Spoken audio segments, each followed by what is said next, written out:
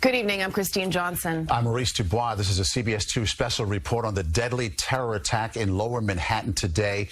Here are the details now. 8 people are dead, at least 12 hurt, some of them critically, after a man drove a rented Home Depot truck onto a bike path along the West Side Highway. It happened just after 3 this afternoon. Witnesses say the bikers who were hit on the path never saw the truck coming. He hit them all from behind.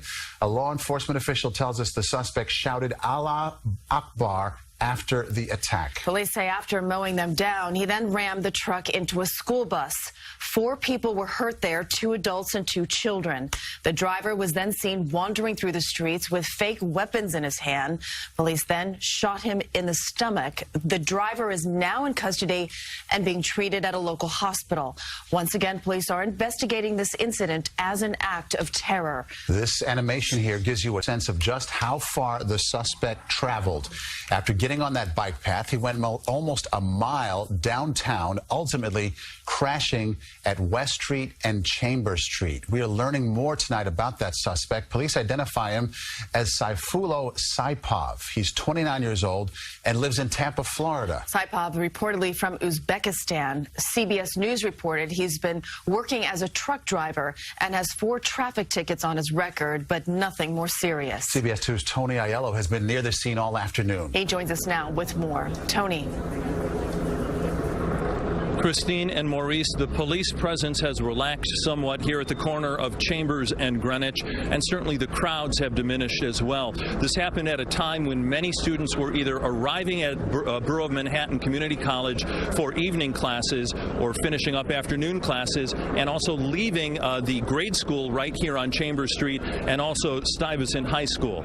We have some video that shows the moments after Sayfullo Saipov smashed his rental truck into different people at different points along the West Side Highway. He ended up near Chambers and the West Side Highway. He waving around a paintball gun and also a BB gun, at which point he was shot by a police officer with the NYPD. He was shot in the abdomen, we're told, and late this afternoon we have some information about the name of the police officer who shot him. He is Officer Ryan Nash.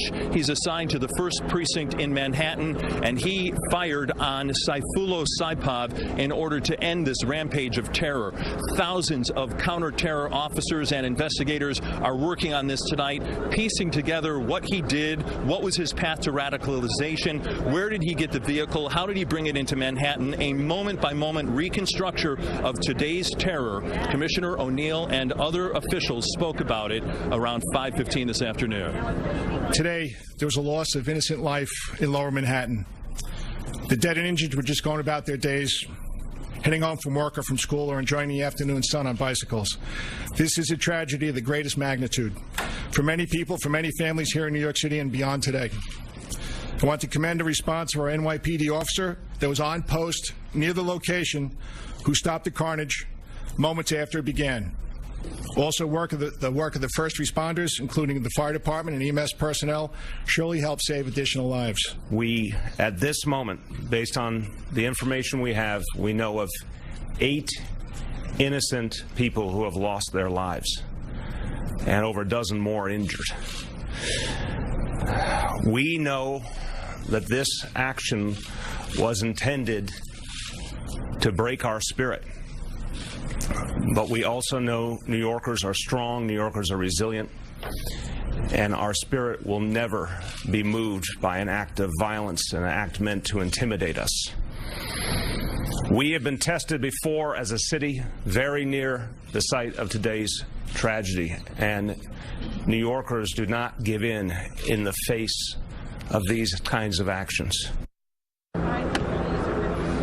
And that resolve from Mayor de Blasio, shared by most of the people that I spoke with, people who live, work, and go to school in this neighborhood. They're obviously distraught, they're shaken, but they're going to go on with their lives, understanding that lone wolf terror is a fact of life in the modern age, and it's very difficult for the NYPD to stop. I reported earlier this evening that police believe that this vehicle, this Home Depot vehicle, was rented at a Home Depot right near the entrance of the Holland Tunnel in Jersey City. They are there trying to find out what they can about the circumstances of Sayfullo Saipov renting this. And they're also, again, retracing the path that he took into the city. I'm told that Port Authority police were first flagged down near West and Spring Street, right outside the exit from the Holland Tunnel, that a female had been hit in the bike path, and another Port Authority police officer on patrol was then flagged down near VC and West, a little bit further south, by an off-duty NYPD sergeant who said there were 3 male DOAs at his scene and also a female that were injured. So police officers swarmed the area immediately. Many of them were here right away, literally within moments of this happening. A very long, traumatic day for those first responders. They're doing their job, and they do it so well. And we're told that we can expect increased police presence here in the Lower Manhattan area for the time being, as the NYPD, the FBI, all the counter-terror officials work to get their arms around this threat and whether there are any additional threats to New York City. Reporting live near the scene, Tony Aiello, CBS 2 News. All right, Tony, thank you.